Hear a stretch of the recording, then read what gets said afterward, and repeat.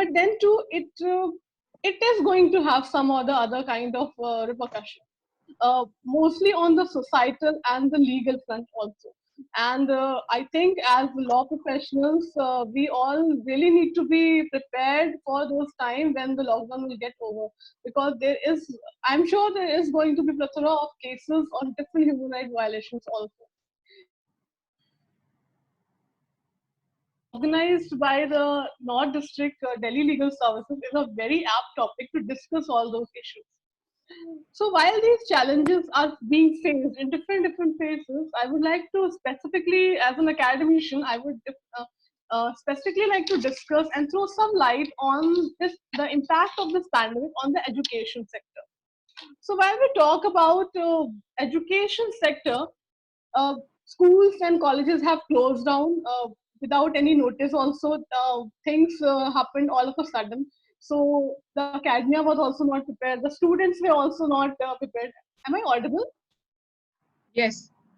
So even the audience, like the students are not prepared, even the academicians are not prepared. And as we consider India, where there are different types of academic organizations. Some are well equipped with the e-learning digitalized platforms, and few are not. And even the learning capacity of the academicians, which should actually reach the student in the right sense, also is a food for thought to be considered. So considering that, there are few issues like the which I would like to like discuss upon. I think like first is these are the times when the competitive exams are almost knocking the doors. The CLAT is there for law students, aspirants, then engineering and other things for which UGC is trying to come up with proper guidelines. But then too, the infrastructure will take some time to streamline the things, and it's new for everybody to sink into and use this platform in the right sense. Other than that, the board exams have been postponed, causing, and it will actually have a lot of far-reaching effect on the economy of the country also. It is estimated that almost more than 600 million learners are affected across the globe. Then as an academician, I could actually feel bad for the last year students who had actually planned out their internships or their career after this May. So these things have also been affected. Few have managed to get online internships, but it depends on the law firms and the other like employer setups, that whether they are ready to accommodate these kind of employees or not, or whether they have work also. Because that is also one thing, since the lockdown, the cases and the work culture has also been affected. Other than that, the structure of learning platforms, the teaching methodologies have changed all of a sudden. So we as the workshops to learn the new methodologies, the pedagogy of teaching the students in the right sense. Now, since this e-platform digitalization is a new thing, uh, there were few institutions, like mostly the private institutions, they have been able to afford. So, and they have already been experimenting. So maybe it was easy for them uh, to also teach their students and pass on this knowledge in the right sense. Like many other platforms have also got a lot of attention, like Zoom is there, then Google Classroom is there, Hangout is there, GoToMeeting, and there are like many others. And also there have been many other platforms, like we use Team. It's an app from the Outlook. We use it through our official IDs. So there have been platforms, but its usage and effectiveness will always be a question whether it is actually reaching the students in the right sense or not. So this is one thing. Other than that, it was the time, May is mostly the time when exam procedure has to start for end semester. So that preparation and all those things, it's still in a lot of dilemma.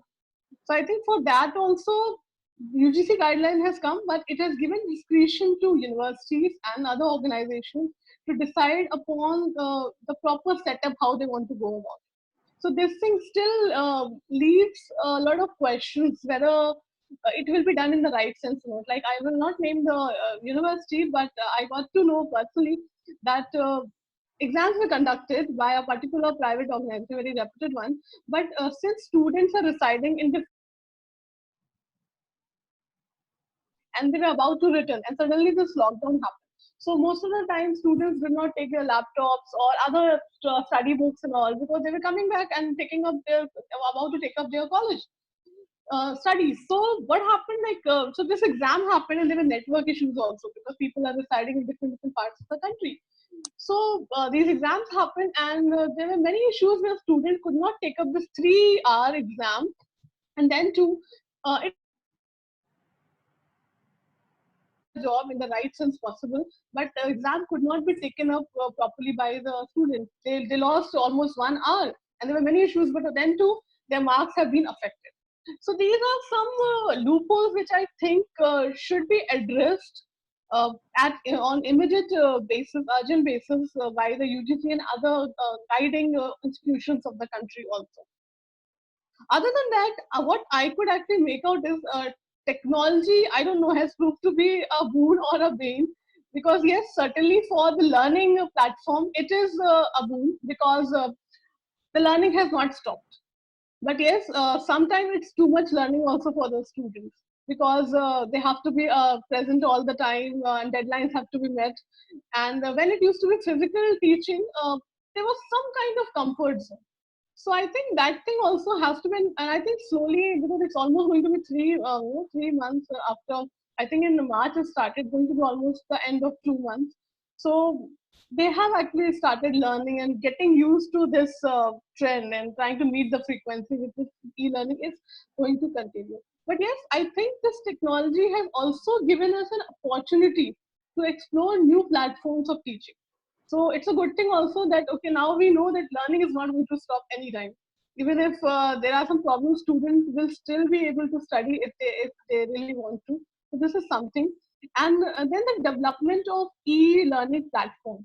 This is something which really need to ponder upon, because I think as an academic, as per my knowledge, uh, there are not many e-learning platforms in the country which really need to be addressed. And it has to be addressed not only from the point of view of students residing in the metros, but also for students residing in the rural areas. Because as we talk about rural areas, the main focus for students was to start with the elementary level of education. And these are rural areas where people are not very much equipped with these things. And then reaching the technology to those places is another, the government also. So I think these are some things which really need to be addressed right now. And since it's been more than 2 months, I think some kind of guideline parallelly must be provided by the government to look into all these kind of issues.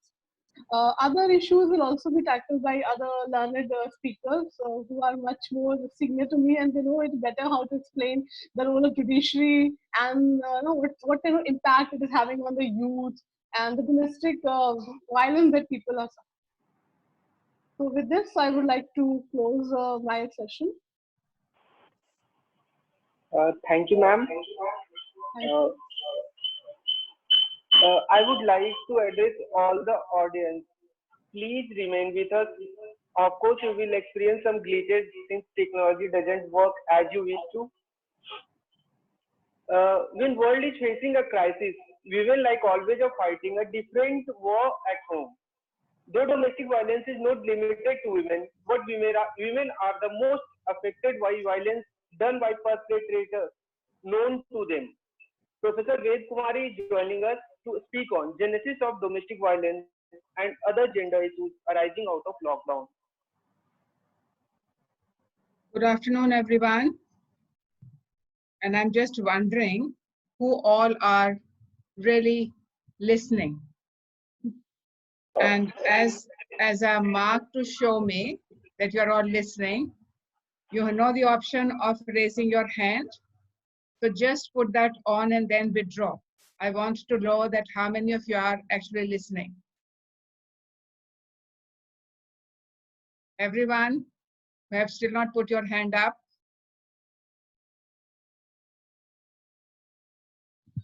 Okay, that's great. I'm seeing most of them, most of you have put your hands up. So I'm very happy that we have got a good number of students and participants here. Please withdraw your hands. Thank you very much for acknowledging that you're listening. And you do know that at any point of time, Pulkit, thank you very much for the thumbs up, but please put it down. So I'm glad that everybody is listening, and I'm quite sure that everybody has also been following the newspapers and the news, whether from whichever channels. No, whichever channels is a tricky business, because there are authentic channels and there are unauthentic channels. So I do hope that as law students, by now you have learned to make a distinction between authentic information and inauthentic information, and you have been responsible not to pass on the forwards, which you do not know what the source is. How many of you have been not doing so, not forwarding anything that you receive on WhatsApp? Put your hands up. That's not very many, but we expect each one of you, please, thank you, please withdraw your hands. I expect each one of us to be responsible, because I think we cannot, in this difficult time, we cannot expect that everything will be done by government official bodies, by some other people, some NGOs, some other people will come and do it. Whatever needs to be done has to be done by us. And unlike Swati, I'm suggesting that any one of you and all of you who can be on video, please come on video. For me, I'm happy to see you people that know who all are there. And so if your bandwidth doesn't support it, it's all right. But if the bandwidth supports it, please come on the video. I do want to get a sense of really seeing the real life people. What we have said is that yes, social distancing, but does not mean that we cannot meet each other on virtual platforms. So if we are lucky enough, and today I am lucky enough to have my landline working, landline Wi-Fi working for a long time, for almost 15 days or so, it wasn't, but today it is, and therefore I'm very comfortable with it. But that also means that even within this group which is present today, in this discussion session, many of us do not have sufficient bandwidth. There are many who don't have any bandwidth. So certainly that's a very major divide. So Swati was talking about, and this has been experienced by each one of us as teachers and students, that if we have access to sufficient bandwidth, we were very comfortable taking those classes with the students who could see. But there are many students whose names only appeared in most of my sessions, and there are some who could never be stable with me, and there were some others who never could join. So that's certainly the big challenge. But for us, certainly, as Swati did say, that it has been a very major learning experience for us as teachers to talk to our students when they're not with us physically and still feel that they're physically with us. So therefore, certainly there are things which have, every challenge can be an opportunity for success, for learning more things. And I certainly take that, Swati, COVID lockdown has provided us this challenge to deal with life very differently. We can always talk about the impact of it on different sets of people in society. So, but because we are the students, education was the first key which Swati has touched very efficiently, to say that how we in our life as a student, as our life as a teacher, have been impacted by this.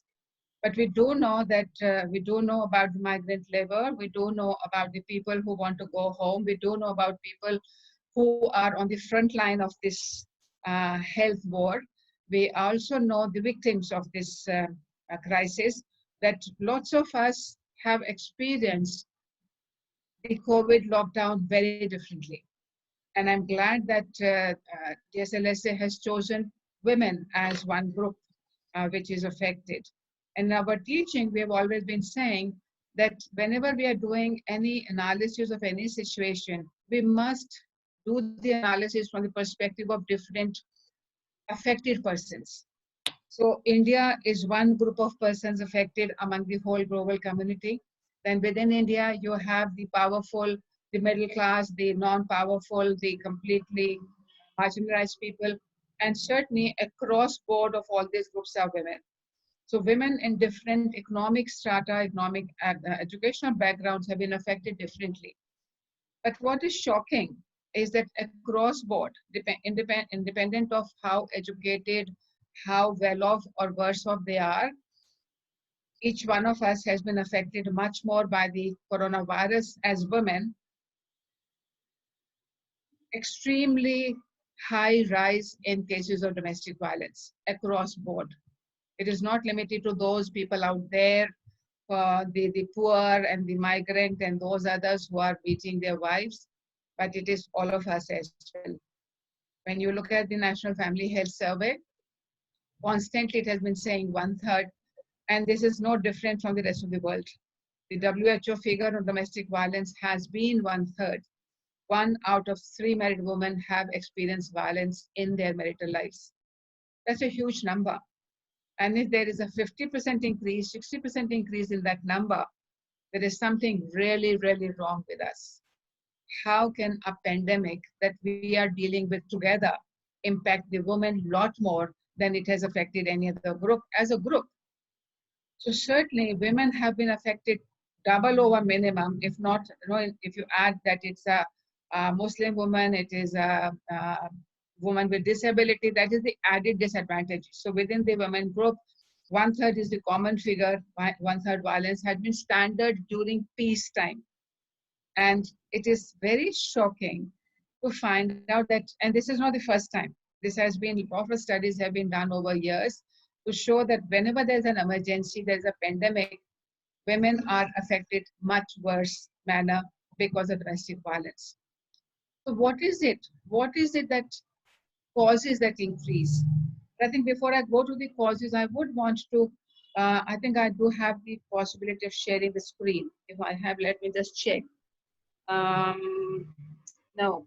So Apar India, can you enable my screen share? It's here. Share.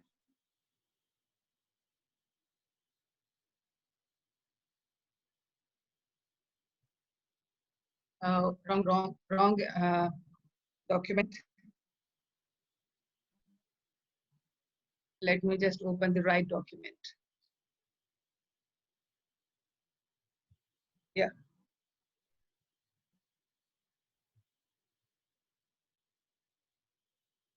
So certainly the first thing I put out here is that what is the meaning of the word domestic violence? And primarily we know that it refers to the spousal violence by the spouse or the intimate partner, but it also includes child and elder abuse and abuse by any member of a household. So we are sticking to the wider category, but certainly primary focus is on women. And while women do not face domestic violence, the rate of violence and abuse directed at women are high, particularly from perpetrators known to them. So yes, there is violence against everybody, but many of us, irrespective of the gender, but there is a very definite focus on women as the victims, which is much higher. And I did mention who has said 1/3. India and National Family Health Survey 4 tells us the same. It was the same in 3, it was the same in 2. And a woman is subjected to domestic violence every 4.4 minutes in India. That's a huge figure, and it is worse during present time.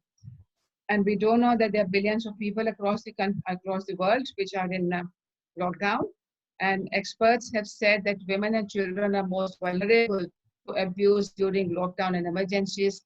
And we have reports from all parts of the countries, all parts of the globe: China, US, UK, Brazil, Tunisia, France, Australia, China, Bangladesh, you name it, and it's there, and certainly we know in India. WHO Europe has mentioned 60% increase in emergency clause reported in April compared to last year. The prediction by the UNFPA is that if it continues for 6 months, 31 million more cases of domestic violence will be reported. And so that's a pandemic itself, but that's never declared as a pandemic, the violence against women. And this has been mentioned, this has been found a long time, that there is always an increase in violent, abusive, impulsive, compulsive, and controlling behavior and aggression towards cohabiting partners and romantic partners.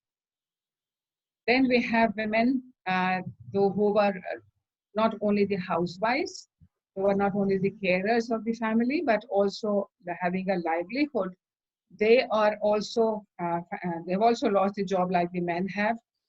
But for them, the men have only lost a job, but she has also lost a job and is now subject to domestic violence a lot more than she was earlier. And therefore, this is an added problem with her that even if she wanted to leave, she can't leave because there's no economic independence for her to pay. And if she was saving to leave, then she has to use it for emergency today rather than saving her tomorrow. And these are some figures and information from Crime in India 2018 and National Family Health Survey 4.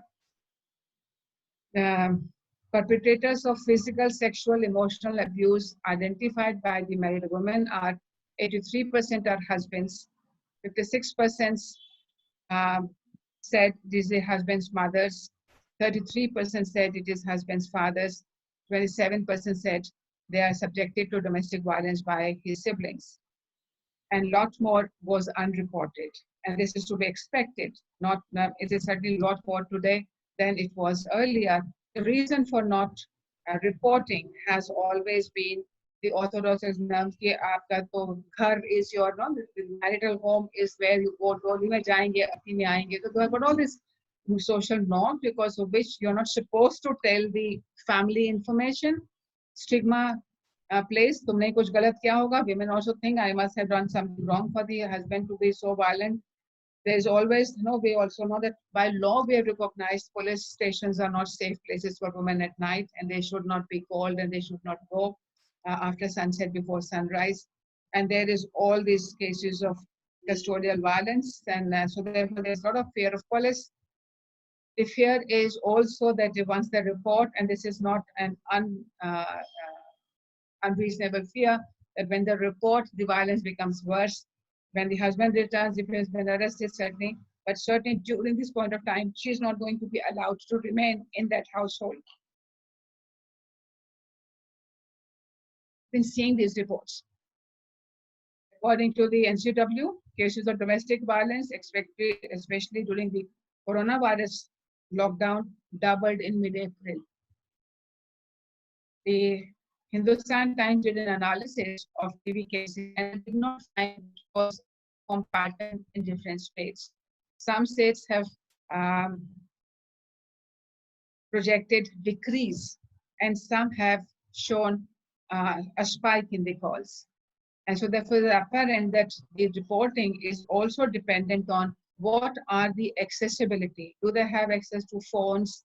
Whether they have the possibility of rescue. So if nothing of that is there, then it's better to keep shut and live with what we have rather than reporting.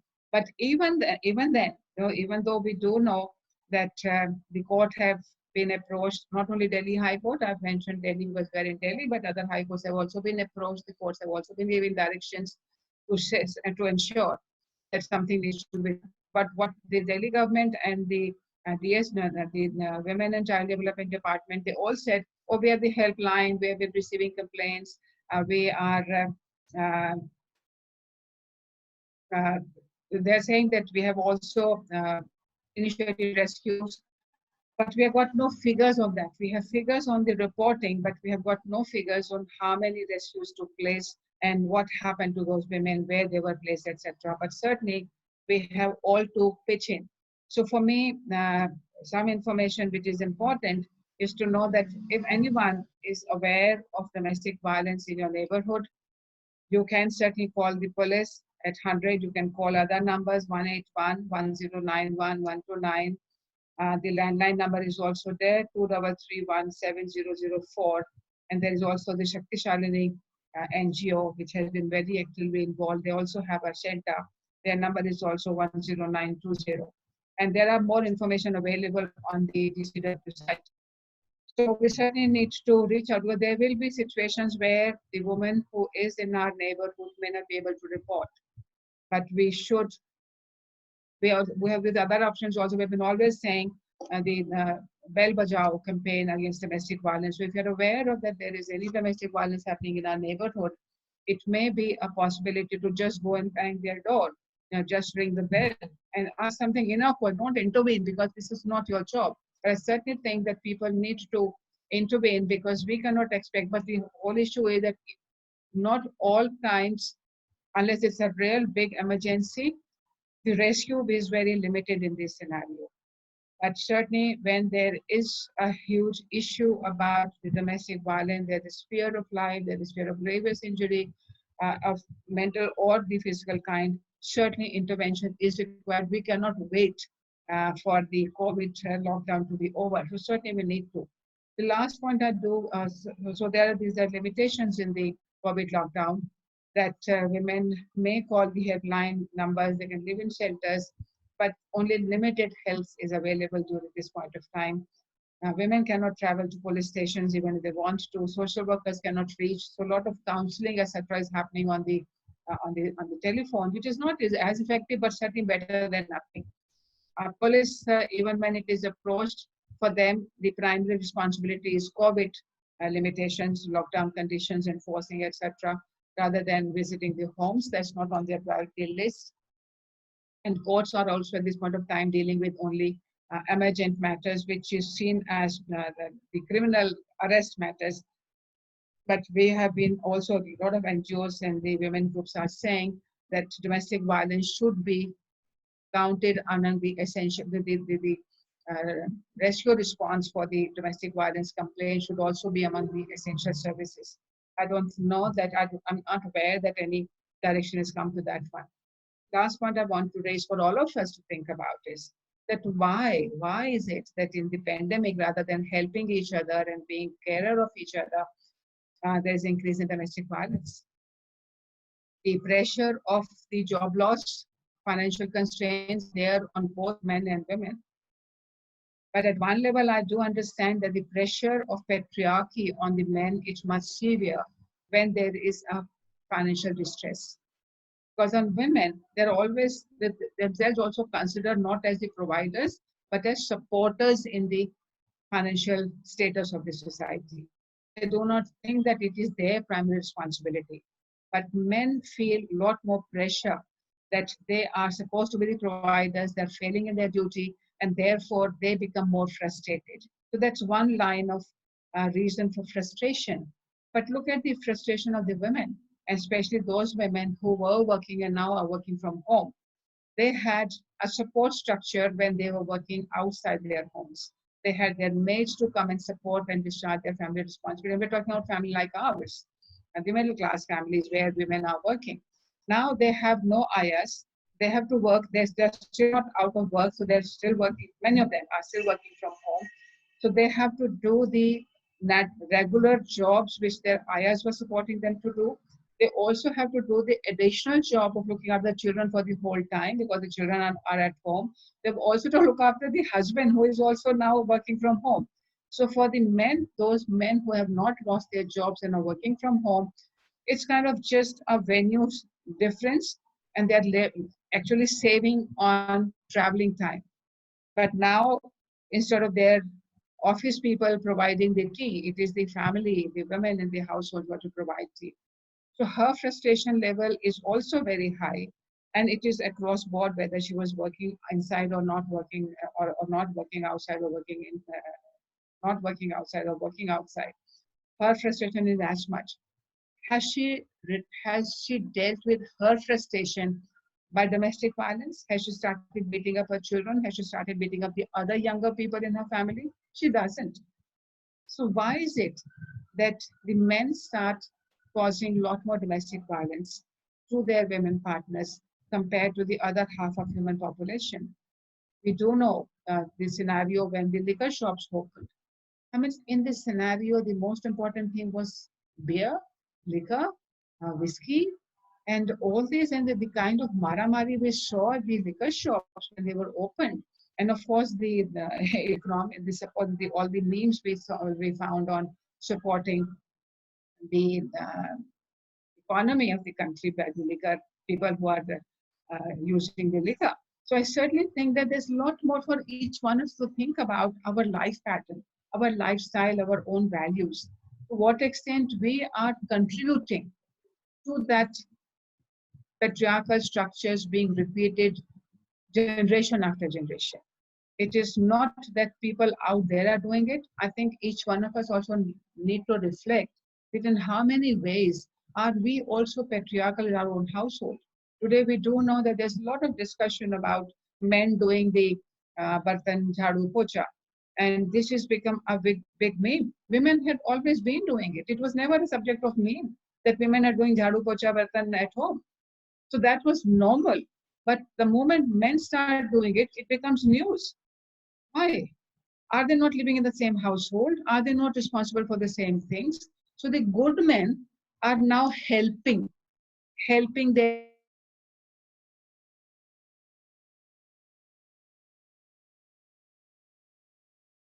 is it her job? Why it is not my job?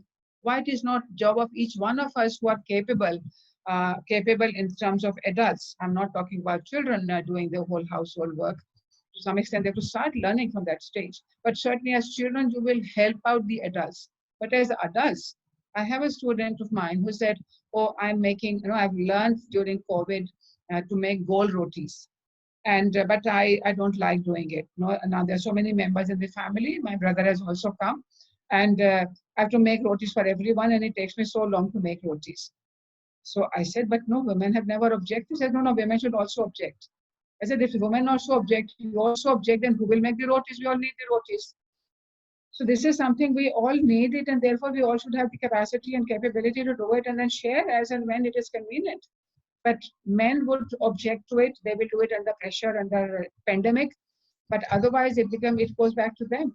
And how many of us are taking domestic responsibility as my job, not as something I'm doing to help my mother, to help my sister, or help other women in the household? How many of us have the same mindset to say, oh, it is their job, and now we are forced to do it? Our job wasn't to do all this. I think this is that mindset which starts the hierarchy in each one of our homes. And if I am responsible in that, if I'm contributing to that hierarchy, I'm as much responsible for the domestic violence as the person who is actually doing it violently. So I certainly think we all need to think about that. I'll stop with that. And if there are any questions, whatever, I don't know what the process, what the system is, that how, if somebody is keeping track of question answers or somebody is whatever we're doing it, I'm happy to address that. So one more time, your hands up if you have listened.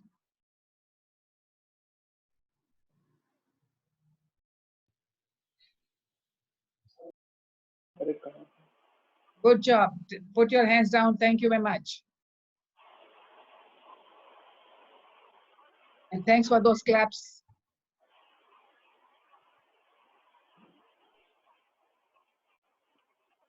Thank you, ma'am.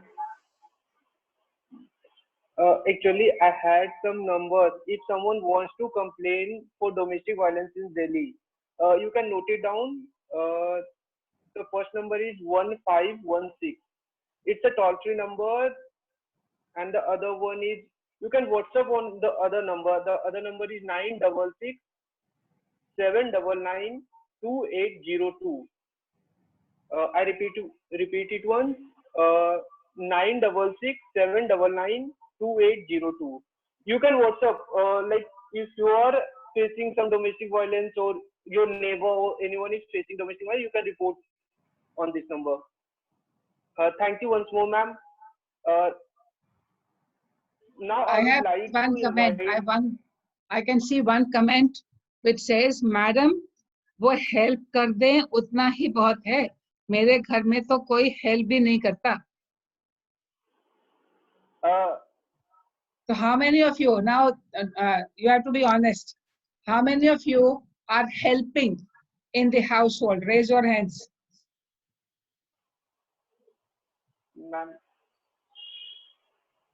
All those of you are helping have to think again. Are you helping or you're doing your job? If you're doing your job, put your hand down. Ma'am, I am helping.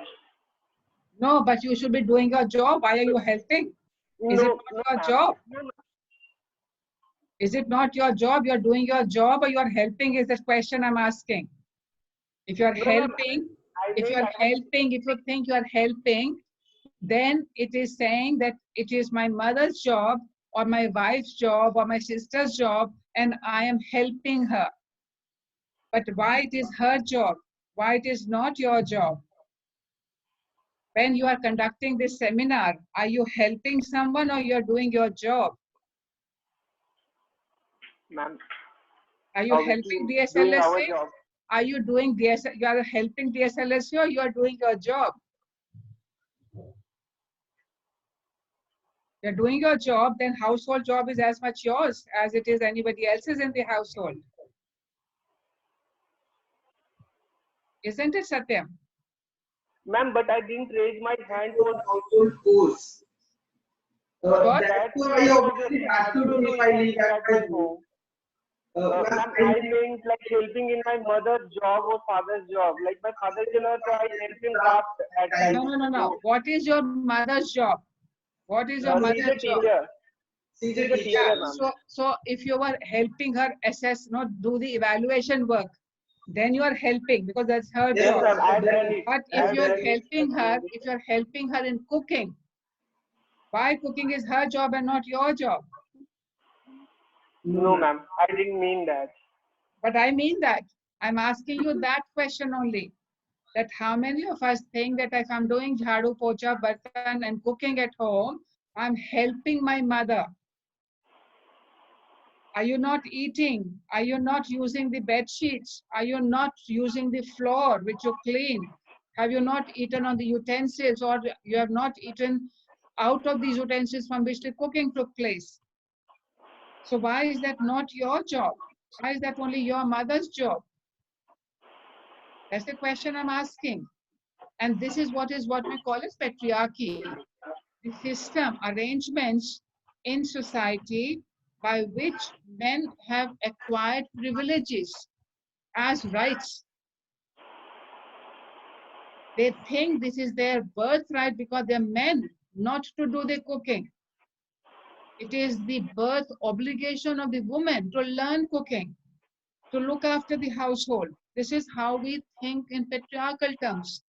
But this is beneficial to the men. The women will do two jobs of looking after the family as well as do their teaching job or whatever the job they're doing. Men will do only one job outside the household. And when they help, quote unquote, help their families, they think they're very Mahan. They are the modern men. They're helping. You are disowning your responsibility. You are not recognizing it is as much your responsibility as it is the other person's. Every single member, every single adult member has the same responsibility to run that household to which you belong. It is not your mother's responsibility alone. When you studied, when you were at school and you were preparing for your board exams, your mother helped you because that was not her job to study, but she helped you. So when you assist people, other people in their jobs, you are certainly helping. But if you're doing your job, how does it become a help to the other person? You're doing your job of cleaning the utensils you ate in or the food in which it was cooked. I remember my childhood days. In our childhood days, and our a very kind of good family in terms of instilling good values. So my father, mother, from the very early age, 6th standard onwards, said you start washing your own clothes. So after that, we used to be very proud of ourselves, saying, "Hum to apna kaam khud karte hain." But I would keep my bag in the right place. I'll do everything which was concerning me. Take my own bath, wash my own hair, wash my clothes also. So one day she did ask me that whose clothes are these curtains and the bed sheets? I would never wash them because that's not my job. That was my mother's job. So we've learned it even as women. We were instilled that, okay, you have to wash your clothes. And I thought I'd discharge my work by looking after myself. So it was only me, but I was using so much of my household resources for which I did not think I was responsible. That's something we need to learn, that running the household is the responsibility of each one of us. So if we're not doing it, it's the time to start. And that's the first step toward reducing domestic violence. And each one of us has to contribute. Sorry, I took more time. It's okay, ma'am. Thank you, ma'am.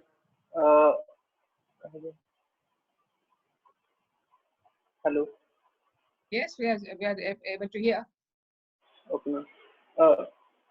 I think we all should mend our ways after listening to, after getting this much of rants or whatever you call it. Satyam shoot नहीं होगा, बोलोगा मैं आज से करूंगा। Shoot में तो ma'am बहुत सारा, शूट में तो मैं पास हो करना जाएगा, शुरू कर ठीक दिया है। हूँ। मैं हाँ, मैं अभी से करना शुरू कर दिया हूँ। क्या अभी तो तुम यहाँ बैठे अपना ऑफिशियल जॉब कर रहे हो, कहाँ शुरू कर दिया? सोचने में शुरू कर दिया, और इस सब गुड बिगनिंग कि हाँ ये मेरा ही काम था, मैं हेल्प नहीं कर रहा। Okay ma'am. गुड। कितने लोगों Thank ने you, ma'am. सोचा कि आज से करेंगे हम अपना काम? कोई हाथ उठे?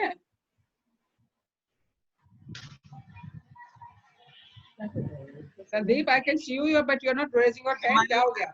I'm eagerly waiting for my turn so that I can thank you and I can share my reactions. Okay, please do. Thank you. I'll keep quiet now. Put your Thank hands you, down ma'am. and Thank you once more. Now, Now, Mr. Sandeep Gupta, Secretary, JLSC Northeast, joining us.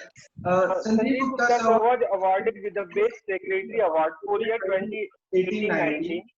Recently, he successfully assisted a group of PLVs from our Law Center 1 in the rehabilitation of destitute and death-addict kids. He will speak on impact of lockdown on working of judiciary and way forward. Okay. Thank you, Satyam. Can we request everybody else? I think some mic of some persons were on, so there was some glitch in sound. I think I am audible to all. First of all, ma'am, Ved Kumari ma'am, thank you so much. Ma'am, it is always very nice and it's our privilege to hear you anytime. And it feels like listening you know, it's like it should go on and on. So यहाँ पर in fact, it should have happened कि हमें, you know, I am actually feeling privileged कि I am sharing this e-platform with you, ma'am, because I would like to tell everybody, ma'am has been our mentor. Like I am from the batch of 2009 Delhi Judiciary, and ma'am was the one who, you know, who was our mentor and guide, being the chairperson of Delhi Judicial Academy at that time. Ma'am, हम लोग तो बड़े नालायक थे, obviously. We used to be, वो carrot and stick. मैंने कुछ लायक बनाया कि नहीं बनाया?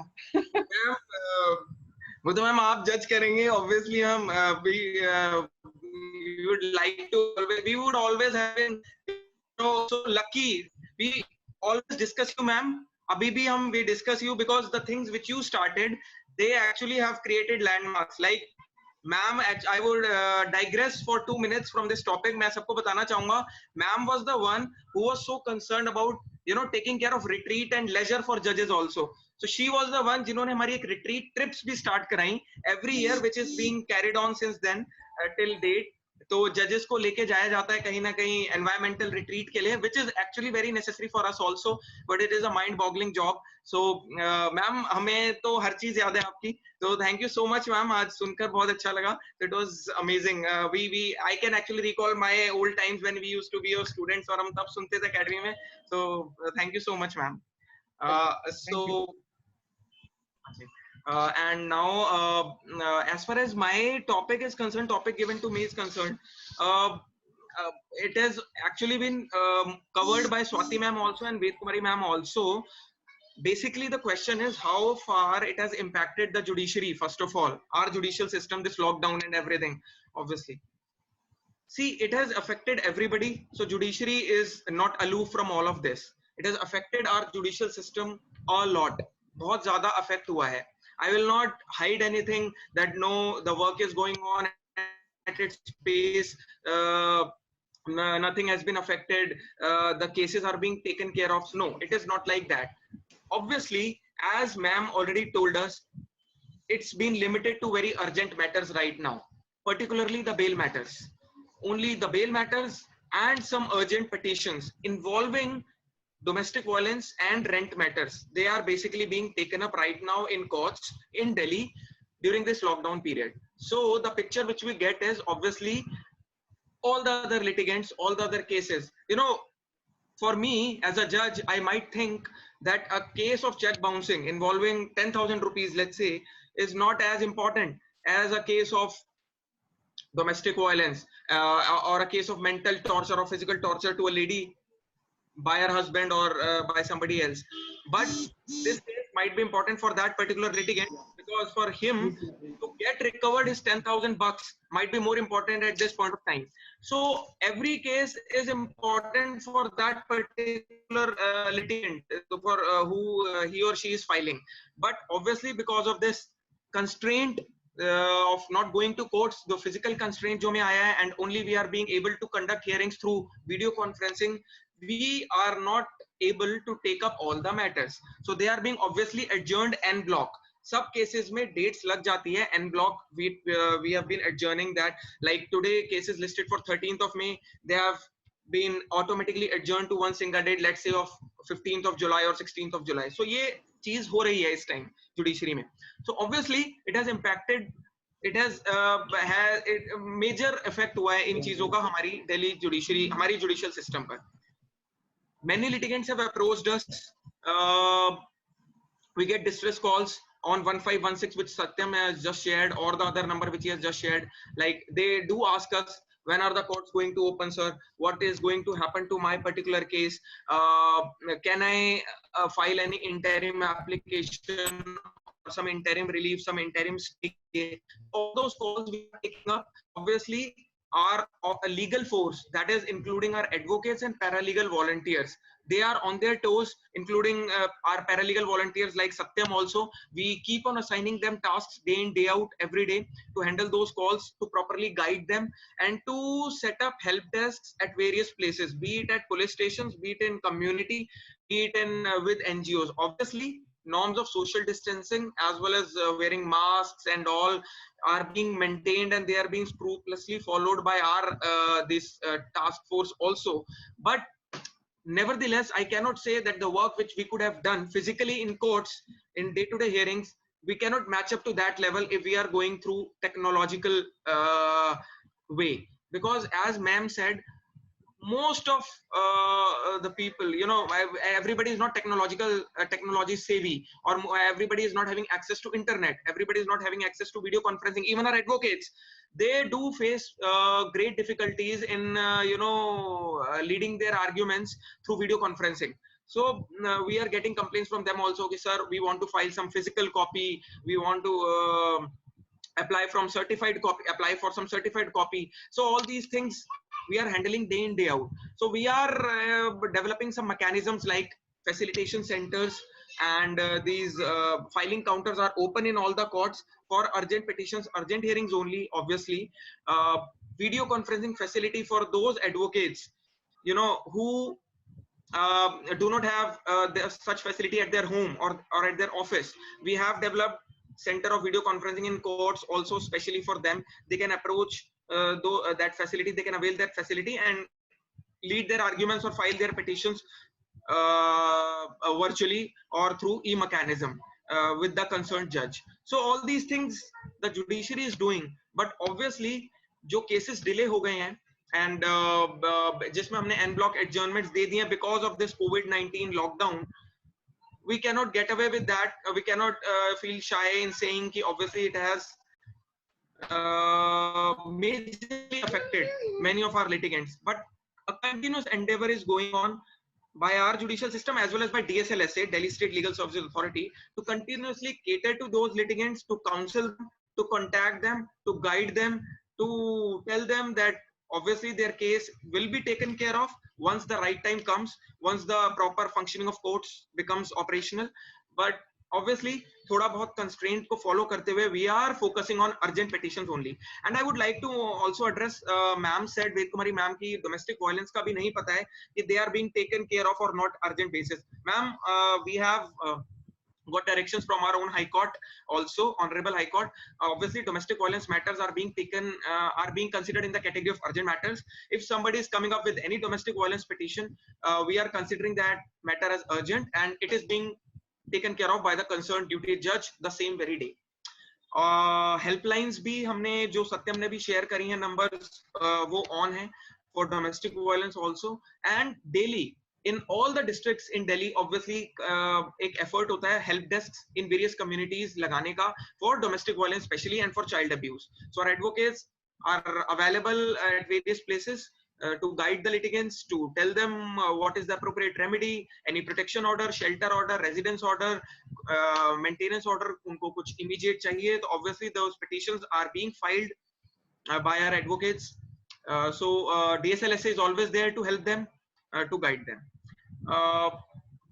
Secondly, the thing which I want to deal is how can our law students help us in tackling this COVID-19 lockdown, or help our judicial system. I always take pleasure in saying so that our paralegal volunteers, especially, there are many law students in this webinar who were the participants. Some of you are paralegal volunteers also. उनको पता होगा कि we keep on assigning tasks day in day out to them. We by creating virtual platforms, or by obviously visiting communities, keeping in mind the norms of social distancing and masks and all, and we ask them to guide people, to guide ladies, to guide parents on various topics like child abuse, domestic violence, etc. We actually are making full use of our paralegal volunteer force during this time. इस time पर हमारे paralegal volunteers ने जितना काम किया, I don't think कि इतना काम हम उनसे नॉर्मली डेज में भी कराते हैं जब लॉकडाउन ये नहीं था, and they are doing wonderful job. We are obviously, proud of them. Ma'am, I would also like to tell you that some of our paralegal volunteers have done such a wonderful job that they have actually catered to needy migrant laborers, to persons stranded in Delhi from other states, like providing them ration by arranging them from DC office or from concerned police station or from DSLSA, or arranging medicines for them, and obviously guiding them in the legal way also if they are facing any legal issue like domestic violence, child abuse, or anything of like that sort, any legal issue if they want to get addressed, redressal for which. So our paralegal volunteers are actually doing wonderful job. They have created many virtual platforms also for dissemination of information to a large extent. उसमें helpline numbers हमारी लिखी होती है, हमारे brochures and flow charts वगैरह सब electronic medium के through उन्होंने काफी ज्यादा spread किया है हमारे paralegal volunteers ने. So as law students, we can expect and we can ask you people to obviously disseminate as much as information you can, either physically through distribution of pamphlets or brochures, or either virtually, obviously, which would be the best way right now to motivate people to remove their anxiety and stress. If they have some expectation from our legal system, to reinforce that belief that yes, we are there. DSLSA and courts are always open. They are not totally closed. Duty judges are sitting there, concerned duty judges and session judges are there. In jails also, duty judges are there. So, it's not that the judicial system is entirely blocked or closed. Obviously, there are some constraints. We cannot take each and every matter with same pace or with same thing which we could have taken up if the scenario was normal. But obviously our judicial system and Delhi State Legal Service Authority are always available for general public, be it for legal matter or be it for anything else, like getting them helping them in going to other state, getting them ration e-coupons, getting them movement passes, getting them medicines, urgent medicines, or ration, or getting their cards, ration cards prepared from the authority. So all these things we expect our law students to help us in that. And law students can obviously, itne webinars ho rahe hain, itne conferences ho rahi hain, you might also be participating in various other conferences. So we can ask you people to obviously disseminate and spread this information as much as possible about our legal system, that legal system and DSLSA is always there to help you all, to help the general public in whatever way possible. So this is the thing. So ये दो चीजें मैं कहना चाहूंगा कि obviously lockdown ने impact किया है हमारे judicial system को, उसको हम tackle कर रहे हैं in the best possible way. Daily, day in, day out, we are getting guidelines also from our Honorable High Court and from Supreme Court also, like how can we make use of video conferencing more and more, how can we make people comfortable with the use of video conferencing जब तक fully functional नहीं होते हमारे courts. और हमारे law students obviously they are the virtual task force हमारे हैं जो बेसिकली ई प्लेटफॉर्म्स को यूज कर सकते हैं और पब्लिक तक अपनी कम्युनिटीज में एटलीस्ट इन्फॉर्मेशन स्प्रेड कर सकते हैं कि कोर्ट्स कैसे फंक्शन कर रहे हैं इस टाइम। फाइलिंग काउंटर्स खुले हुए हैं, एडवोकेट्स भी अवेलेबल हैं, लीगल एड के एडवोकेट्स अवेलेबल हैं, anybody wants any legal aid, it's obviously open 24/7, so we are always there. So this is the thing which I wanted to share, and we can take up any questions if we are having. Thank you so much, ma'am, for applauding. Thank you. Over to you, Satyam. Yes, sir. Thank you, sir. No. Thank you, sir. Now we have next speaker as Dr. Rajesh Kumar. Dr. Rajesh Kumar is successfully running SPYM.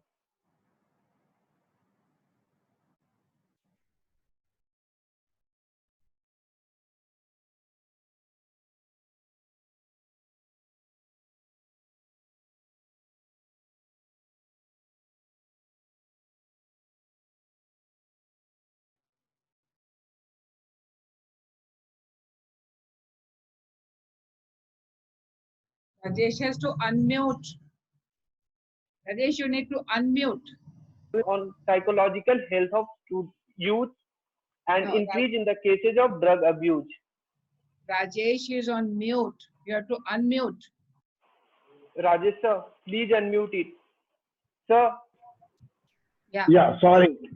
I'm a technologically challenged person. You will learn. We all have. Thank you, ma'am. So nice of you. Thanks for the opportunity, and thanks to Sandeep ji for considering me to be part of this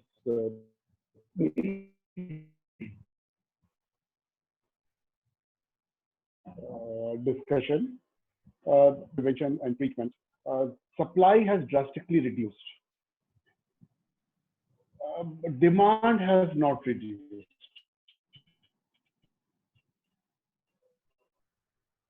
So the problem is how data from Punjab. In last 1 week, around 86,000 new patients have joined treatment program, which was unthinkable just 2 months back.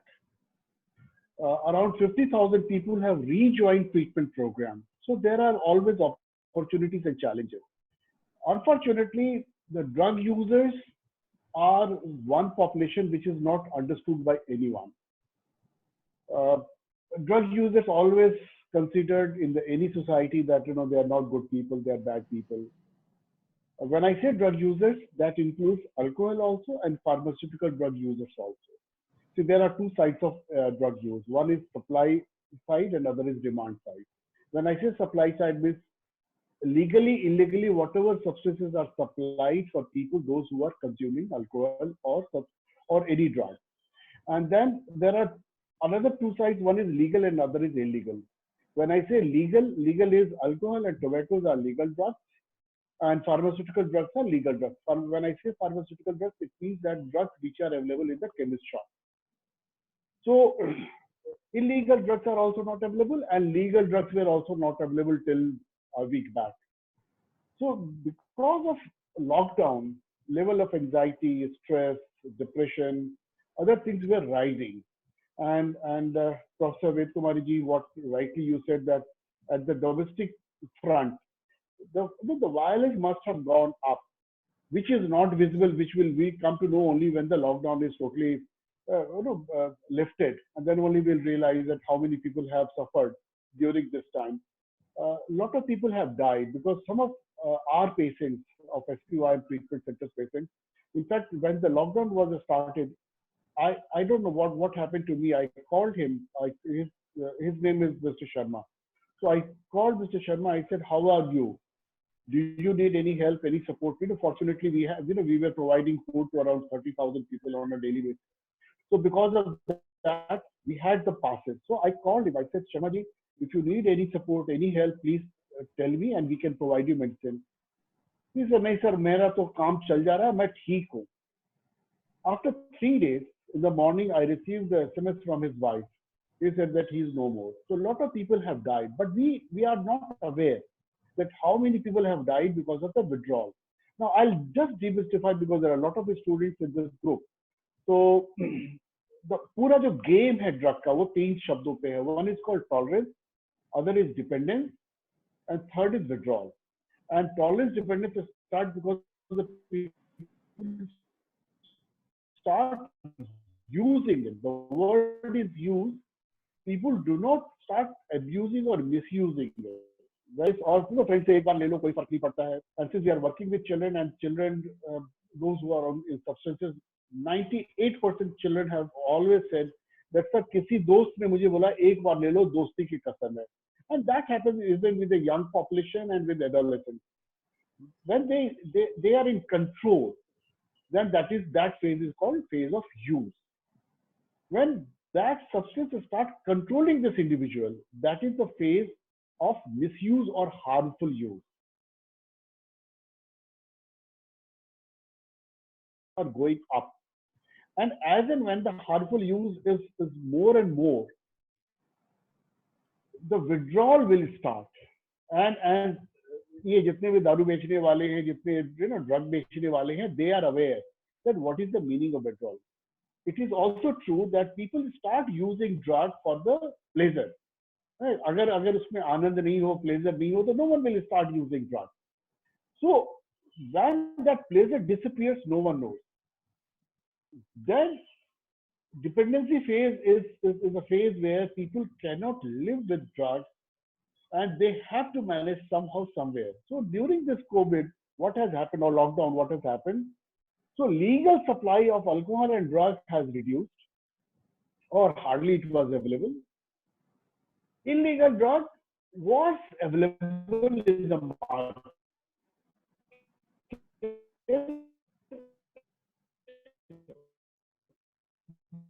But it was not available the way it was available sometime in the middle of March, and being sold by the pharmacists. And I'm not talking about just Delhi, this is the pan-India situation. So the drug use has not gone down, but the choice of drug has shifted from legal or illegal drug to pharmaceutical drug. And I don't know whether you have read, just 2 days back, a large consignment in a particular truck was caught by Narcotics Control Bureau, just outskirts of Delhi, with opium and marijuana. So illicit trafficking has also increased. People are not aware. For law and order people, drug is the last priority currently. The most important is survival. Most important is how to keep them inside. So the problem has not disappeared. Problem is there. Lockdown has only facilitated in supply reduction, but it has not helped people in linking them with the treatment program. There are states like Punjab which has done very good job, but a state like Delhi, I give you a simple example of ISBT. Near ISBT, there are 5,000 to 6,000 drug users, and most of you must have seen it just across the ISBT near Jamuna Ghat.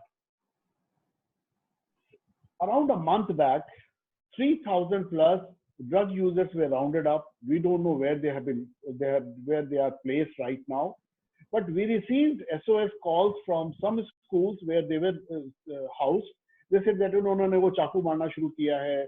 Some of them have died also. But since this information is not accessible, and this is not in, because a lot of people have died, but those deaths might not be linked with the withdrawal. But people have died. People are in trouble. Now, since students are here, my only simple suggestion is this is a good time to come out from illicit drug, because most of you must be using only illicit drug. I don't presume that you will be using illicit drug. When I say illicit drug, most of the young people use only 2 drugs. One is tobacco and other is alcohol. So this is the time to come out from this. Now, to come out this, you need help and support.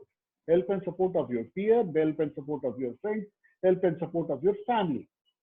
Generally, family is not very supportive. The family approach is that isko chhod do.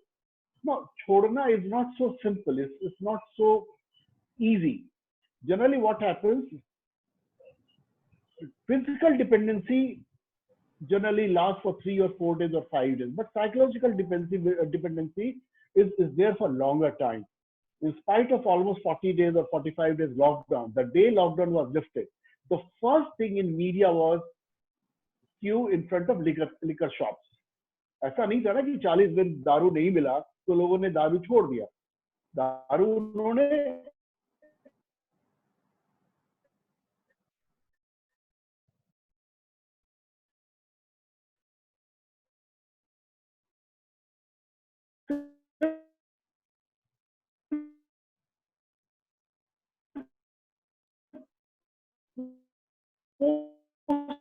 Rajesh is having trouble. किया था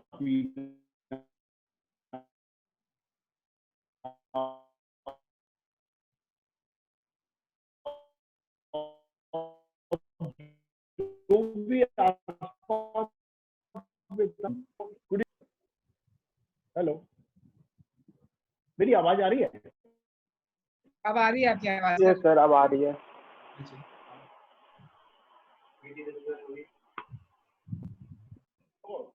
oh sorry, मैं ये कह रहा हूँ कि ये करने के लिए वहां पे आप जैसे कि यूजर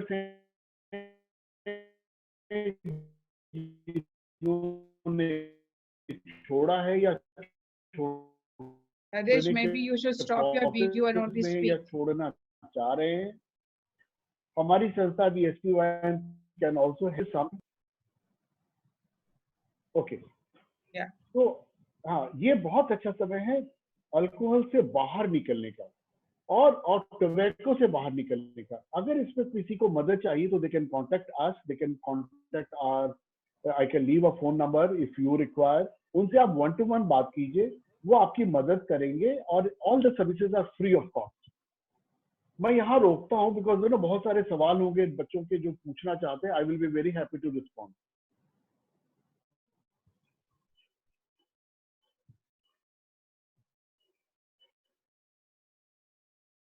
आवाज आ रही है? हाँ जी जी. अगर किसी का सवाल हो ना एज पर योर स्ट्रक्चर, तो मैं वो उन जवाब को देने में ज्यादा कंफर्टेबल फील करूंगा.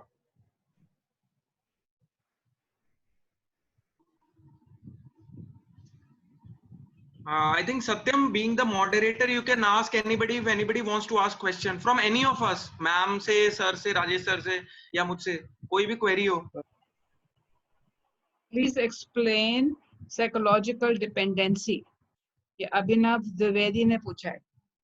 ओके, साइकोलॉजिकल डिपेंडेंसी का मतलब है कि अगर आप कुछ कर रहे हैं और वो आप करना आपने बंद कर दिया, तो दिमागी तौर से वो एक थॉट आता रहता है कि साहब मुझे इसको करने की जरूरत है, मुझको इसको करना चाहिए, करना मुझे अच्छा लगेगा, नहीं करूंगा या नहीं करूंगी तो मुझे अच्छा नहीं लगेगा. मैं एक सिंपल सा आपको एग्जाम्पल देता हूँ. एक आपका कोई बहुत अच्छा दोस्त है जिससे आप डेली दिन में 2 बार 3 बार बात करते हैं और सडनली 3 दिन से आपसे उसकी बात नहीं हो पा रही है या 4 दिन से बात नहीं हो पा रही है. वो जो फेज है, उस फेज को हम लोग विड्रॉल का फेज करते हैं क्लिनिकली, और आपकी डिपेंडेंसी उस व्यक्ति के साथ बात करने का बना हुआ है, इसलिए that is called psychological dependence. तो यूजुअली जो मारिजुआना है, गांजा जिसको कहते हैं या वीट कहते हैं, इसका साइकोलॉजिकल डिपेंडेंसी ज्यादा होता है, फिजिकल डिपेंडेंसी कम होता है. फिजिकल डिपेंडेंसी का मतलब हो गया कि ऐसा पदार्थ जिसको ले रहे हैं, ऐसा सब्सटेंस जिसको आप ले रहे हैं और लेने के बाद अगर किसी कारण से नहीं ले पा रहे हैं तो आपके शरीर में जो परेशानी हो रही है, फॉर एग्जाम्पल घुटनों में दर्द हो रहा है, वोमिटिंग हो रहा है, उल्टी हो रहा है, पेट में दर्द हो रहा है, हेडेक हो रहा है, सीवियर जॉइंट पेन हो रहा है, that is called physical dependency. So physical dependency, psychological dependency. कुछ ड्रग्स का सिर्फ साइकोलॉजिकल डिपेंडेंसी होता है, कुछ का physical and psychological dependency both होता है.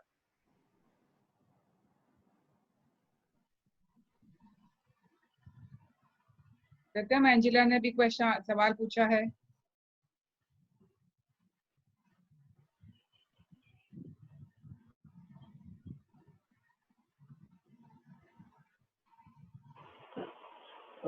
Rajesh sir ji. one person has asked,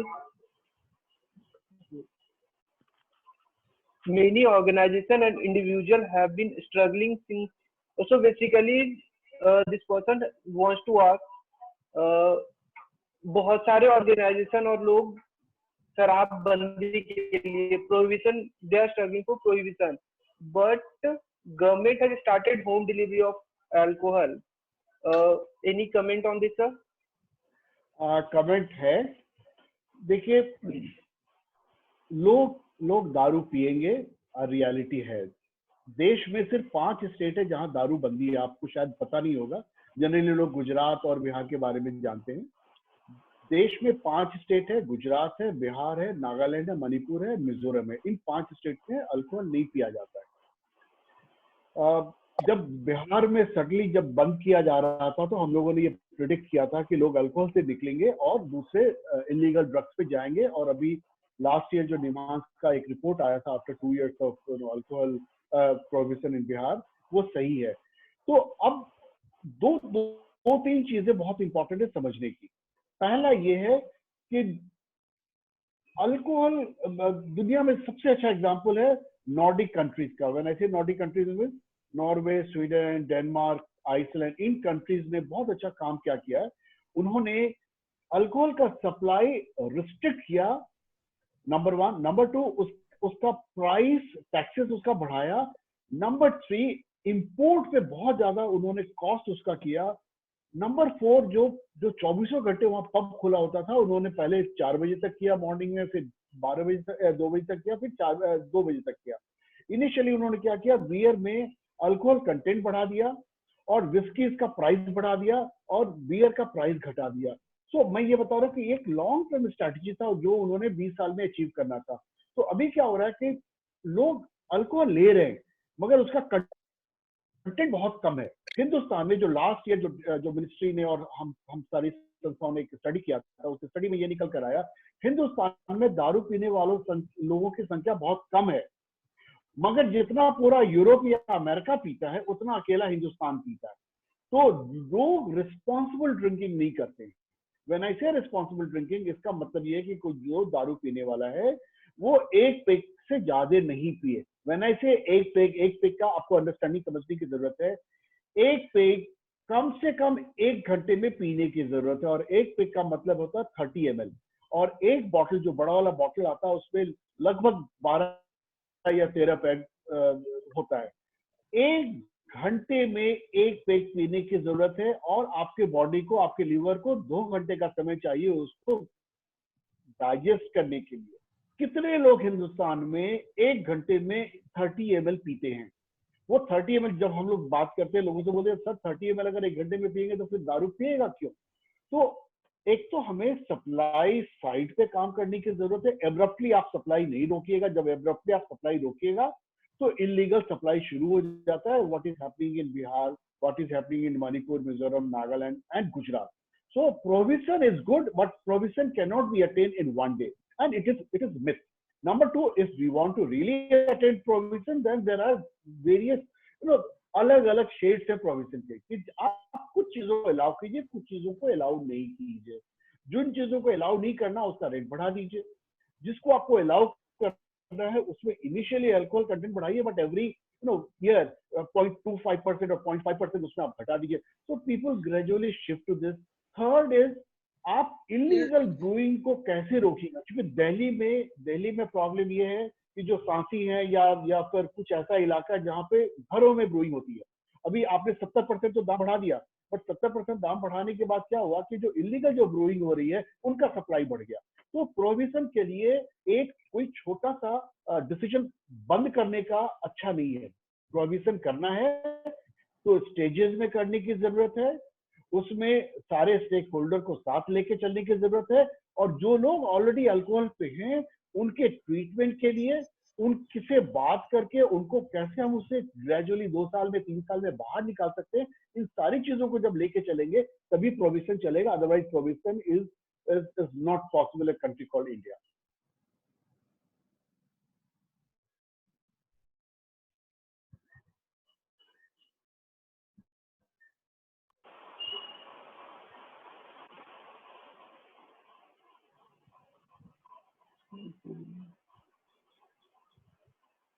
So Rajesh sir, ji. So there is one more question. The person says, if there is anyone who is dealing with this psychological dependency on alcohol or tobacco or ji marijuana, they ji can contact you for help. What sort of help can such people expect? Okay. First of all, I can give you two numbers immediately. There are three types of help. One is, initially we call it a motivational interviewing. The meaning of motivational interviewing is we motivate this individual to come into the treatment. So that is the first stage. If they are not in a position to get admitted, outdoor treatment is possible, both psychological and medicinal. And the third is उनकी recovery sustain करने के लिए we can link them with a group. You can note down phone numbers. Our office number is 011 41 00 3872, and our counselor's number is 7838 67 6912. I will repeat. His name is Subimal. 67 no sorry 7838 67 6912, and landline is 41 00 3872. And जो भी आप बात करेंगे, this will be confidential. You can share this number with your friends, those who want to come in recovery, those who want any psychology, and all these services are free of cost.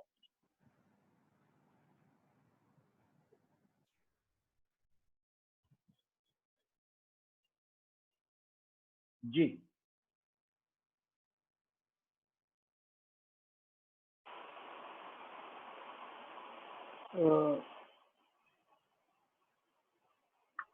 I think There are more questions, but Rajesh, can you repeat ma'am. the first number for SPYM?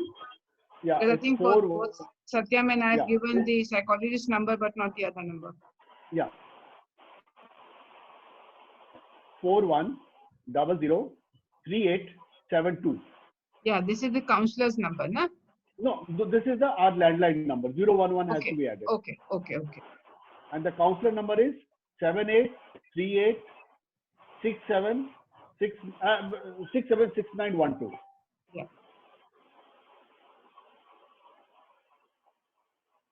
there are other questions, but moreover, the answer would be same. Sir has already explained those topics. Any more questions from Ved ma'am or Sandeep Gupta sir or Swati ma'am? We need to wrap up this. Yes, Yes, ma'am. But I just want to say, Rajesh sir, that I am using this platform, that we'll be using your services soon during this lockdown period also, for some printing material and everything regarding how to get rid of this alcoholic thing and drug abuse during this lockdown. Also, our paralegal volunteers and advocates can disseminate this information further in communities. So we'll be getting back to you soon for some material and which we can distribute or spread among the community people, Sure. because they are not having any access to virtual platform. So वहाँ पर हम आपको आपकी services लेंगे sooner. Sure, sir. Thank you so much.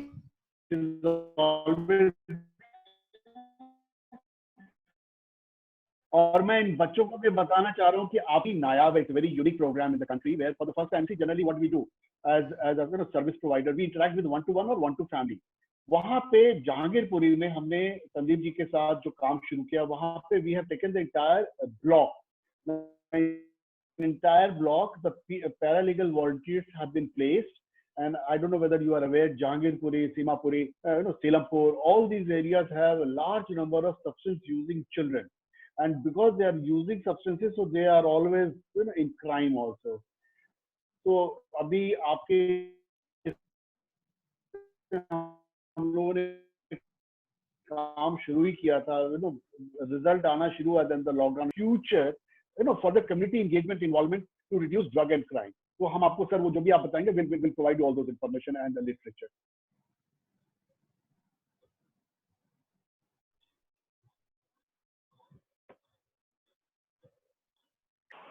Ma'am, I think we should just wrap it up. I would invite our student from Law Center 1, Simran Singh. She will just give the vote of thanks and then we will conclude the meet. Simran?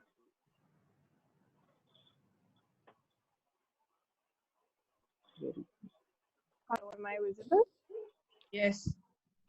Right. Thank you, sir. That was truly insightful. Good afternoon, everybody. I'm Simran Singh, a first-year student at Law Center 1.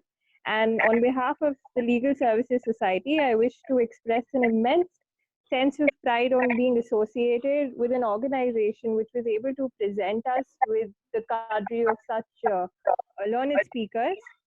Lockdown has truly flipped our worlds upside down, and it will probably never be the same again. However, with these legal and societal hardships, all of us are now, as budding legal fraternity, are faced with an opportunity to resuscitate and reinterpret the meaning of justice itself. I would like to thank the North District Legal Services Authority for collaborating with us on the event. I'd like to extend my heartfelt gratitude to Professor Ved Kumari for gracing the event and being the voice of and for the women and bringing to the fore the much needed statistics and measures to deal with the atrocities of domestic violence in the patriarchal paradigm. I'd like to thank Sandeep Gupta sir, Secretary North DSLSA, for being extremely kind to join us today and addressing the newfound mechanisms for the functioning of judicial processes during the lockdown. I thank Dr. Rajesh Kumar, Director SPYM, for addressing psychological health issues that the youth is currently faced with and which often becomes the cause of deviation, and also for addressing the questions of the participants with such rigor. The expression of gratitude remains incomplete without thanking Swati Gupta ma'am from Amity Law School. Thank you, ma'am, for joining us. I also wish to mention some special names who have made this event possible. Mr. Ankit Sharma at DSLSA North, Dr. Apeksha ma'am, Assistant Professor LC1, Rahul Yadav, Student Convener LSS, Manan Agarwal, Prakhar Singh, and Satyam Sinha. Lastly, but most importantly, our viewers for their relentless support. Thank you and have a great day. Thank you.